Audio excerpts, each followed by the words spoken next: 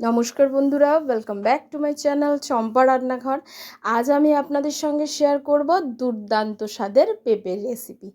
এই মারাত্মক গরমে পেঁপে যদি আপনারা এইভাবে রান্না করে খান বন্ধুরা, শরীর পেট সবই সুস্থ থাকবে আর ঠান্ডা থাকবে। তাহলে চলুন দেখে নিই। পেঁপেটাকে কেটে নিয়েছি। এখন একটা মশলা বানিয়ে নিচ্ছি।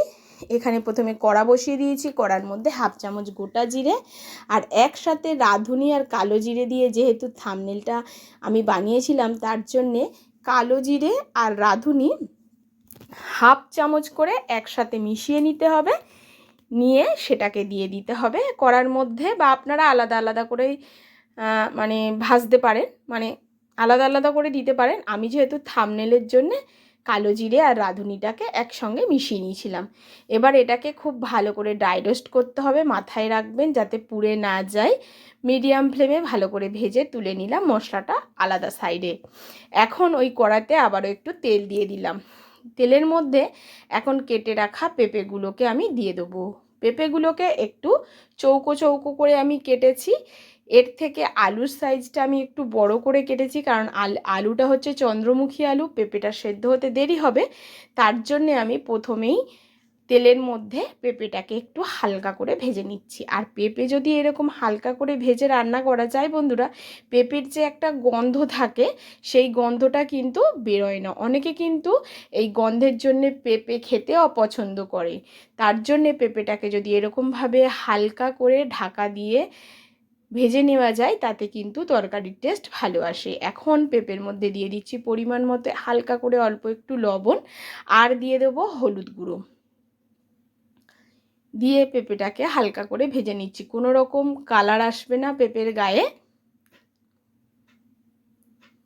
এইভাবে একবার পেঁপেটা রান্না করে দেখবেন বন্ধুরা, একদম নতুন পদ্ধতিতে। প্লিজ বন্ধুরা প্রথম থেকে শেষ পর্যন্ত ভিডিওটি দেখবেন।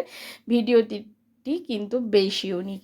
তাছাড়া খুব অল্প তেল মশলায় তৈরি করে দেখাবো আজকের এই পেঁপের রেসিপিটি। পেঁপেটি ভাজা হয়ে গেছে, এখন পেঁপেগুলোকে তুলে নিচ্ছি। একটা গোটা পেঁপেই আমি এখানে ব্যবহার করেছি। তাছাড়া গরমে আপনারা সবাই জানেন পেঁপে খাওয়া কিন্তু খুবই উপকার, বাচ্চা থেকে বড় সবাইয়েরই উচিত পেঁপে খাওয়া। এখন দেখুন আবারও কড়াইতে তেল দিয়ে দিলাম, দিয়ে দিচ্ছি গোটা জিরে ফোড়ন, একটা শুকনো লঙ্কা দেব আর একটা তেজপাতা দেব।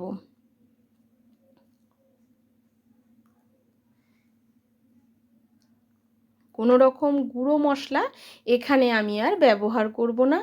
এখন এই ফোড়নটাকে হালকা করে ভেজে নেবার পর এর মধ্যে দিয়ে দেবো আদা কাঁচা লঙ্কা বাটা।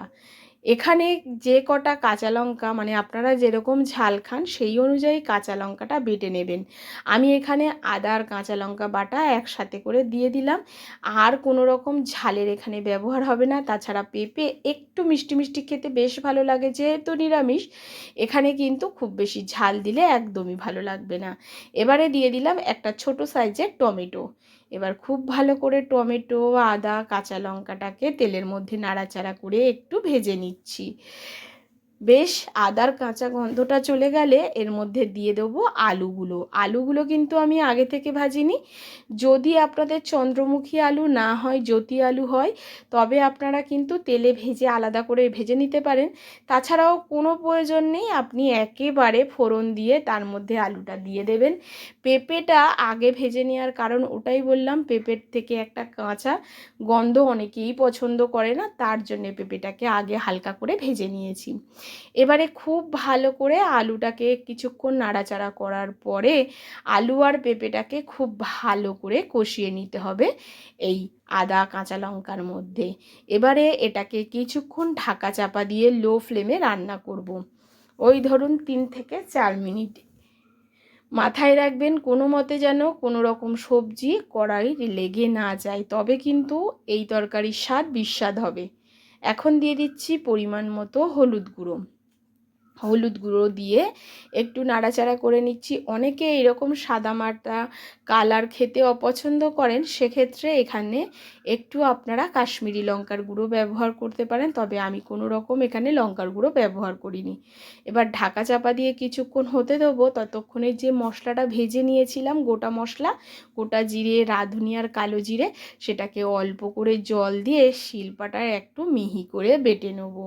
আগে শিলের মধ্যে আদা বেটেছিলাম, তারপরে আমি ওই জিরে, রাঁধুনি আর কালো জিরেটা যেটা ভেজে নিয়েছিলাম সেটাকে বেটে নিলাম। এবারে দেখুন আমি ঢাকনাটা তুলে দিচ্ছি।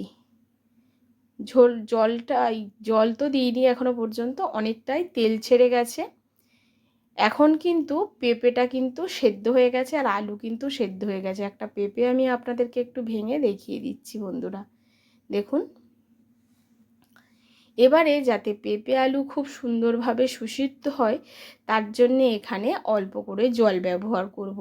তবে জলটা হবে গরম জল, ঠান্ডা জল একদমই ব্যবহার করা যাবে না। এখানে গরম জল দিলাম। তরকারিটা একটু মাখো মাখো করব, কোনো রকম ঝোল রাখবো না, যেহেতু রুটি, লুচি, পরোটা বা ভাত দিয়ে আপনারা খেতে পারবেন, তার জন্য একটু মাখো মাখো করব, তাই অল্প করে জল দিলাম। জলটা দিয়ে এবারে উপর দিয়ে ঢাকা চাপা দিয়ে রেখে দেবো 4 থেকে 5 মিনিট। ঢাকা চাপা দিয়ে এবারে তরকারিটাকে আমি হতে দেবো। অনেকেই এর মধ্যে ছোলা দেন, তবে আমি রিকোয়েস্ট করব বন্ধুরা, আমি যেভাবে আজকের এই পেঁপেটা রান্না করে দেখাচ্ছি, এভাবে একবার রান্না করে খেয়ে দেখবেন। সুগন্ধে ভরপুর হয়, কাঁচা পেঁপের কোনো রকম গন্ধ থাকে না, বেশ সুন্দর টেস্টি খেতে লাগে। আর এখন দেখুন আলু, পেঁপে সব কিন্তু একদম গলে গেছে, সুন্দর সেদ্ধ হয়ে গেছে।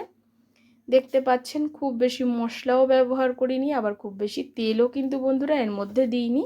এবার একটু নাড়াচাড়া করে এর মধ্যে দিয়ে দেবো ওই ভেজে রাখা, মিহি করে বেটে রাখা মশলাটা। জিরে, রাঁধুনি আর কালো জিরে বাটাটাকে এর মধ্যে দিয়ে দেবো। এই মশলাটা দিলে বন্ধুরা এই পেঁপের তরকারির স্বাদ, গন্ধ, বর্ণ টোটালি চেঞ্জ হয়ে যাবে। আপনি বুঝতেই পারবেন না যে এই তরকারিটা পেঁপে দিয়ে বানানো। দেখুন খুব ভালো করে মিশিয়ে নিচ্ছি। আপনারা হয়তো লক্ষ্য করেননি, আমি কিন্তু লবণটাই দিতে ভুলে গেছিলাম। পরে একবার মুখে দিয়ে দেখলাম যে লবণই দেওয়া হয়নি, তার জন্যে প্রথমে আমি এখানে চিনিটা অ্যাড করে দিয়েছিলাম। একটু চিনি দিতে হবে, যেহেতু নিরামিষ তরকারি, পেঁপের তরকারি, অল্প একটু চিনি দিলাম। তবে আপনাদের যদি অপছন্দ হয় চিনিটাকে স্কিপ করতে পারেন। এবার সবার শেষে, যেহেতু লবণটা দিতে ভুলে গেছিলাম, সবার শেষে লবণটাকে দিয়ে আরও 2 মিনিট মতো আমি মিডিয়াম ফ্লেমে একটু ফুটিয়ে নিচ্ছি। দেখুন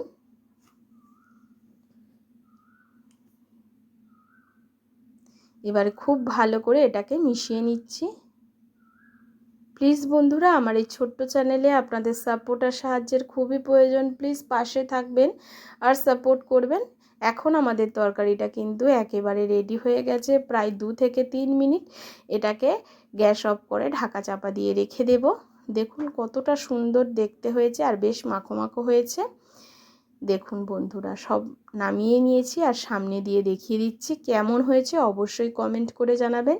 আজ এই পর্যন্ত, আবারও দেখা হবে অন্য কোনো নতুন ভিডিওর সঙ্গে। নমস্কার, সুস্থ থাকবেন আর ভালো থাকবেন।